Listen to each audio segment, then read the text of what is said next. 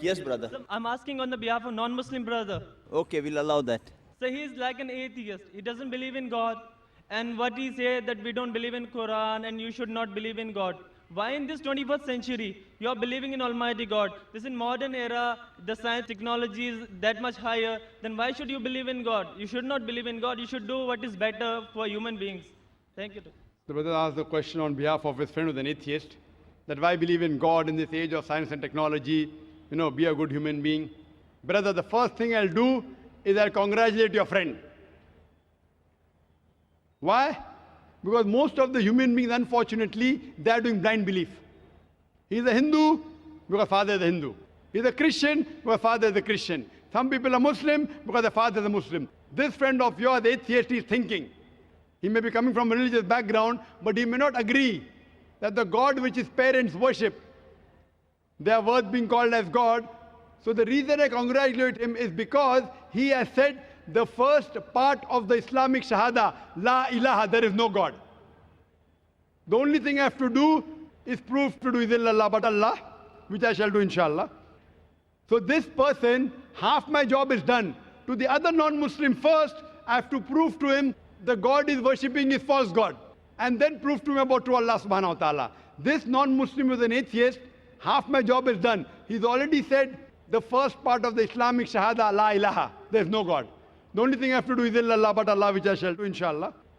Now since you said your friend believes in science and technology and the world is advancing, I will ask the atheist a question, that suppose an equipment is brought in front of him, who no one in the world has ever seen.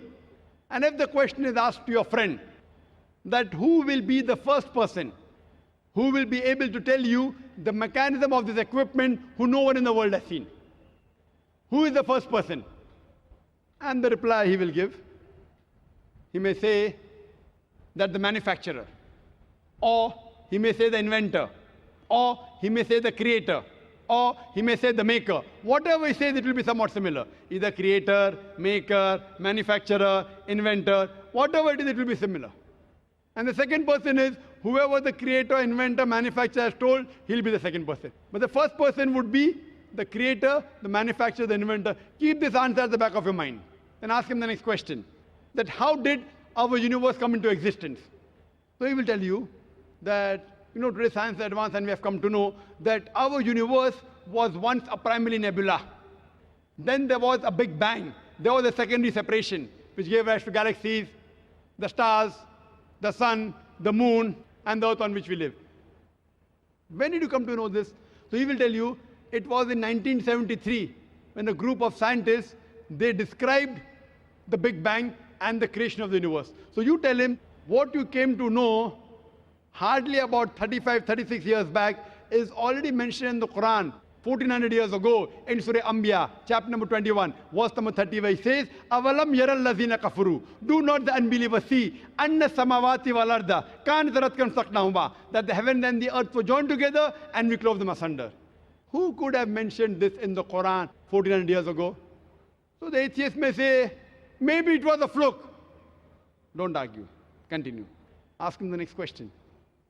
What is the shape of the earth? So he will tell you, previously, the human beings thought that the earth on which we live is flat. It was in 1579 when Sir Francis Drake, when he sailed around the earth, he proved that the earth is spherical. You came to know in 1579, hardly 400 years back. Quran mentions 1400 years ago. It's mentioned in the Quran in Surah Naziyat, chapter number 79, verse number 30. Wal arda ba'da zalika dahaha. And thereafter, we have made the earth egg-shaped. Dahaha, one of its meanings is an expanse, and the earth is an expanse. The other meaning is derived from the Arabic word duya, which means an egg. And it does not refer to a normal egg. And we know today that the world is not completely round like a ball. It is flattened from the pole. It is geospherical in shape.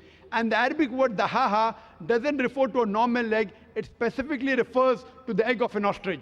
And if you analyze the shape of an egg of an ostrich, that too is geospherical in shape. Imagine, the Quran speaks about the geospherical shape of the earth 1400 years ago. You ask a friend, who could have mentioned this in the Quran? He will say, oh, maybe your Prophet Muhammad, peace be upon him, he was an intelligent man. Don't argue, continue. You ask him. that the light of the moon, is it its own light or reflected light? So he will tell you that previously we human beings thought that the light of the moon is its own light. Recently in science, 100 years back, 200 years back, 300 years back, we came to know that the light of the moon is not its own light, it's a reflected light. What you came to know recently is mentioned in the Quran 1400 years ago in Surah Furqan, chapter number 25, verse number 61. The Quran says the light of the sun is its own light, and the light of the moon is described as munir or nur, meaning borrowed light or reflection of light. So who could have mentioned that the light of the moon is not its own light but reflected light 14 years ago?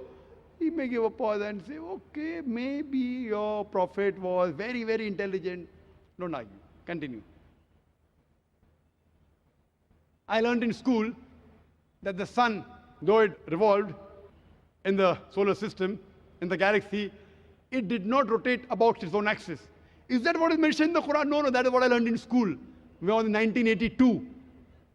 1982, 27 years back, I had learned that the sun was stationary. But Quran says in Surah Anbiya, chapter number 21, verse number 33, Huwa allazi khalaqal layla wan nahara. It is Allah who has created the night and the day. Wa shamsa wal qamar, the sun and the moon. Kullun fi falakin yasbahun.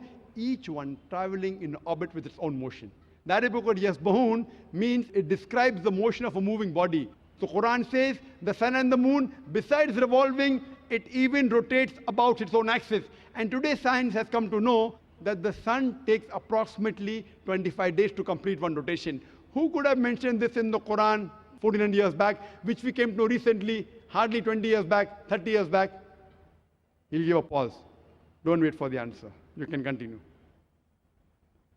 Quran speaks about that the sky, Almighty God, has made a protected ceiling. Without it, life cannot exist on the face of the earth. In Surah Anbiya, chapter number 21, verse number 32. Quran speaks about water cycle in several places in the Quran. In Surah Az-Zumur, chapter 39, verse number 21. In Surah Rum, chapter number 30, verse 24. In Surah Hijr, chapter 15, verse 22. In Surah Mu'minun, chapter 23, verse number 18. In Surah Nur, chapter number 24, verse number 40. In Surah Araf, chapter number 7, verse 57. Several places, the Quran speaks about the water cycle in great detail. Who could have mentioned this 14 years back? He'll give a pause. Don't argue. Keep on continuing. Quran speaks about biology, that we have created every living thing from water. Quran speaks about botany, that we have created every plant in pairs, 2 and 2, in sexes, male or female. In Surah Taha, chapter number 20, verse number 53. Quran speaks about that the animals have been created from water. Surah Nur, chapter 24, verse number 45. Quran speaks about that human beings have been created from water. Surah Furqan, chapter 25, verse number 54.